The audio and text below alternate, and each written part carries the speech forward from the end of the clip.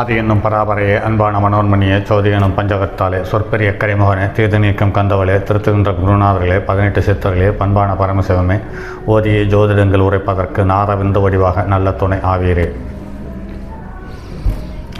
உலகில் உள்ள தம்பி பேசும் அனைத்து நல் உள்ளங்களுக்கும் மற்றும் ஜோதிட சான்றோர்களுக்கும் மூத்தோர்களுக்கும் ஆர்வலர்களுக்கும் மற்றும் இந்த காணொலியை காணும் உங்களுக்கும் ஆஸ்தோராஜின் இனிய நல்வணக்கங்கள். ஜோதிடம் ஆயக்கலைகளில் 64 ஒன்று அற்புதமான கலை. அதில் மாற்று கருத்து இருக்க முடியாது. இந்த கலையில் சொல்ல முடியாத எதையும் இந்த கலையில் காண முடியாது. அப்படிப்பட்ட அனைத்து தகவல்களையும் சொல்ல முடியும். அதற்கு அறிவும் அனுபவமும் அன்றாட தேவையில் அத்தியாவசியமானது என்பதை மறுக்க முடியாது. அந்த அளவுக்கு அனுபவம் இருக்கும் பட்சத்தில் உங்களால் எல்லாவற்றையும் சொல்ல முடியும். அதற்கு நல்ல தேர்ச்சி பெற்ற ஜோதிட ஆசிரியரின் துணையோடு உங்களுடைய கூடுதல் உழைப்பை சேர்க்கும் பட்சத்தில் இந்த இரண்டும் சேரும் பட்சத்தில் உங்களுக்கு அனுபவம் என்பது சுலபமாக கிடைக்கும். அந்த அனுபவத்தின் மூலம் இன்னும் எண்ணற்ற தகவல்கள் கிடைக்கும். அந்த தகவல் மூலம் இந்த உலகத்தில் என்னவெல்லாம் இருக்கிறது என்பதை தெளிவாக அறுதிட்டு பேசிவிட முடியும். அதற்கு பாவ கிரகங்களான ராகுவும் கேதுவும் துணை இருக்கும் பட்சத்தில் அது இன்னும் சுலபமாக கைகூடுகிறது என்பது நடைமுறையில் பார்த்திருக்கிறோம். அந்த வகையில் கடந்த காணொலியும் ராகு கேது சம்பந்தப்பட்ட ஒரு காணொலியாக இருந்தது. அடுத்தது அதைத் தொடர்ந்து மற்றும் ஒரு காணொலி. இந்த காணொலியில் ஒவ்வொரு பாவங்களிலும் ராகுவும் கேதுவும் என்றால் அதற்கான பரிகாரம் சம்பந்தப்பட்ட சின்ன சின்ன பரிகாரங்கள், ஆனால் நிரந்தரமான வெற்றியை அள்ளித்தரக்கூடிய தன்மையுள்ள பரிகாரம் என்பதில் மாற்று கருத்திருக்க முடியாது. ராகு லக்னத்தில் நின்றால் வெள்ளம், கோதுமை மற்றும் தாமிர தானம். பண கஷ்டமெனில் கருப்பு நிறை ஆடை அணியக்கூடாது. கழுத்து நிறைய வெள்ளி அணிகலன்கள் அணியலாம். ஓடும் நீரில் தேங்காயை விட லக்னத்தில் இருக்கக்கூடிய ராகுனால் வரக்கூடிய பாதிப்புகள் குறைகிறது அல்லது இல்லாமல் போகிறது என்பதை கருத்தில் கொண்டு இந்த பரிகாரத்தை செய்யுங்கள். லக்னத்துக்கு 2வது இடத்தில் ராகு நின்றால் திருமணத்தின் போதோ அல்லது திருமணத்திற்கு பிறகோ மின் சாதன பொருட்களை இலவசமாக பெறக்கூடாது. அப்படி பெற்றால் பாதிப்புகளும் சங்கடங்களும் உருவாகும். 3ஆம் இடத்தில் ராகு இருக்கும் பட்சத்தில் சகோதரருடன் பகை இருக்கக்கூடாது. உடல் உறுப்பில் சில குறைபாடுகள் ஏற்படக்கூடிய வாய்ப்பு இருக்கிறது.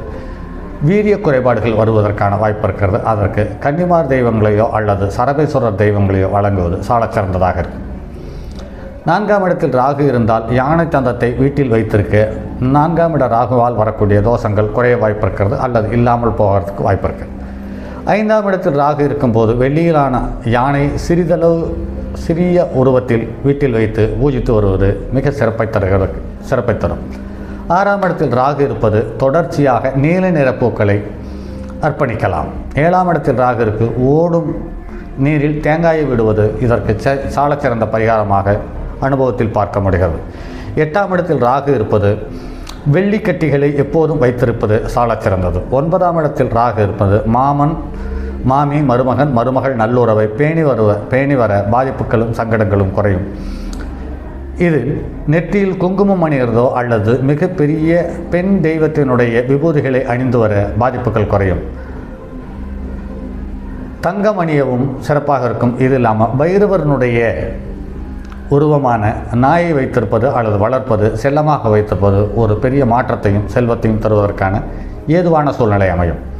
10ஆம் இடத்தில் ராகு இருப்பது கொல்லுப்பயிற்றை ஆற்றில் விடுவது ஒரு சாலச்சிறந்த பரிகாரமாக கடைபிடிக்கப்பட்டு வருகிறது.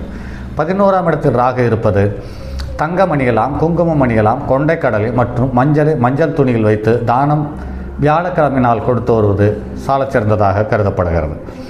12இல் ராகு பெருஞ்சீரகத்தை அல்லது ஓமத்தை துணியில் அல்லது துணியிலான பையில் வைத்து தைத்து அதை எப்போதும் தலையணைக்கு அடியில் வைத்திருக்க சாப்பாட்டை சமையலறையில் வைத்து சாப்பிடலாம். சாம்பத்தியத்தில் ஒரு பங்கினை மகளுக்கோ அல்லது சகோதரிக்கோ கொடுப்பது 12ஆம் இடத்தில் இருக்கக்கூடிய ராகுனுடைய பாதிப்புகளை வெகுவாக குறைக்கலாம். அடுத்தது 12 ராசிகளில் கேது என்ற பலன் சார்ந்த தகவலை பார்ப்போம். லக்னத்தில் கேது என்றால் குங்கும திலகம் இட்டு கொள்ளவும், ஒரு வளர்ப்பு நாயை வைத்திருந்து அதனுடைய ஈடுபாட்டையும் அதன் மீது அக்கறையை அதிகமாக செலுத்துவது சாலச்சிறந்ததாக அமையும். 2ஆம் இடத்தில் கேது என்றால் சந்தனம் பூசலாம், சந்தன பொட்டு வைக்கலாம், குங்கும திலகம் இடுவது இது சாலச்சிறந்த பரிகாரமாக எடுத்துக்கொள்ளலாம். 3ஆம் இடத்தில் கேது இருப்பது கழுத்தை சுற்றி தங்கம் அணியலாம், குங்குமம் இடவும், அரிசி, வெல்லம், கொண்டைக்கடலை நீரில் விடுவது அல்லது தானம் செய்வது சாலச்சிறந்தது. 4ஆம் இடத்தில் கேது அமைவது வெள்ளியை அணியலாம், ஓடு நீரில் கொண்டைக்கடலையை விடலாம், வளர்ப்பு நாயை பராமரிக்கலாம். 5 கேது பால், அரிசி, துவரை தானம் செய்யலாம், கொள்ளுவை கூட தானம் செய்வது ஓரளவு சிறப்பாக இருக்கும். 6ஆம் இடத்தில் கேது தொடர்ந்து 43 நாட்கள் கோவிலில் வாழைப்பழங்களை தானம் செய்து வரலாம். புஜத்தை சுற்றி தங்கம் அணிவது, வளர்ப்பு நாயை பராமரிப்பது போன்ற விஷயங்கள் 6ஆம் இடத்தில் இருக்கக்கூடிய கேதுவினால் வரக்கூடிய பாதிப்புகளை குறைய வாய்ப்பு இருக்கிறது. 7ஆம் இடத்தில் தவறான வாக்குறுதிகள் கொடுத்து அந்த வாக்குறுதியினால் அவமானப்படுவது அல்லது நஷ்டத்தை தவிர்ப்பது என்பது 7ஆம் இடத்தில் இருக்கக்கூடிய கேது இருக்கும் பட்சத்தில் வாக்குறுதிகளை தராமல் இருப்பது பெஸ்ட்டு. அப்படி இல்லாவிட்டால் அந்த வாக்குறுதிகளுக்கு கால வரையறையில்லாமல் வாக்குறுதியை கொடுங்கள், அதன் மூலம் தப்பிக்க ஏதுவாக இருக்கும். 8ஆம் இடத்தில் கேது இருக்க காது குத்தி அதில் 96 நாட்கள் தங்கம் போட்டிருக்க வேண்டும், குங்குமம் திலகம் இட்டுக் கொள்வது சாலச்சிறந்தது. 9ஆம் இடத்தில் கேது இருப்பது தங்கம் அணியவும், கணேசனை வழிபடவும், வளர்ப்பு நாயை பராமரிப்பதும் தோஷத்துக்கு நிவர்த்தியாக கருதப்படுகிறது. 10ஆம் இடத்தில் கேது இருக்கிறது ஒரு இரும்பு பானையில் பாலும் தேனும் கலந்து வீட்டில் அஸ்திவாரத்தில் புதைக்கவும், 48 வயதுக்கு பின்னர் ஒரு வளர்ப்பு நாயை வாழ்நாள் முழுவதும் வளர்த்து வருவது அல்லது பராமரிப்பது இந்த 10ஆம் இடத்தில் இருக்கிற கேதுனுடைய பாதிப்பை தடை செய்யும். 11ஆம் இடத்தில் கேது இருப்பது வளர்ப்பு நாயை வைத்திருக்கவும், வெள்ளை முள்ளங்கி இரவு மனைவியின் தலைக்கருகில் வைத்திருந்து அதை காலையில் எடுத்து கோவிலில் தானம் செய்வது சாலச்சிறந்தது.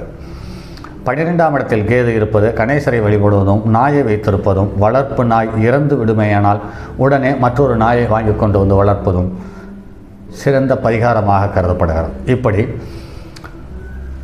நான் படித்த நூல்களிலிருந்து எடுக்கப்பட்ட தகவல்கள், இந்த தகவல்கள் எண்ணற்ற தகவல்கள் நடைமுறையில் பார்த்த பிறகு இது உங்களுக்கு பதிவாக கொடுத்து வருகிறேன் என்பதை கருத்தில் கொள்ளுங்கள். நான் தரும் பதிவுகள் அனைத்தையும் பகிருங்கள். உங்களுடைய நண்பர்கள் இந்த தகவலுக்காக காத்திருக்கலாம் அல்லது இந்த தகவலை தேடிக்கொண்டிருக்கலாம் என்பதை கருத்தில் கொள்ளுங்கள். மற்றும் அடுத்தது ஒரு பதிவில் சந்திப்போம். அதுவரை உங்களிடமிருந்து விடைபெறுவது உங்கள் அன்பு நண்பன் எம் ராஜரத்தினம். என்னுடைய அலைபேசி எண் 978897299999 மற்றும் ஒரு எண் 9791399649. தங்கமான் மழுவோடேந்தி தன்மதி தலையில் கொண்டோன் மங்கையர் பதிக்கச் சொன்ன மாமொழி ஜோதிடத்தை இங்கு யாம் உரைப்பதற்கோர் இமை என்னும் பிள்ளை வராமல் காக்க செங்கன் மால்மருகன் யானைச்சரன் பதம் காப்பதாமே.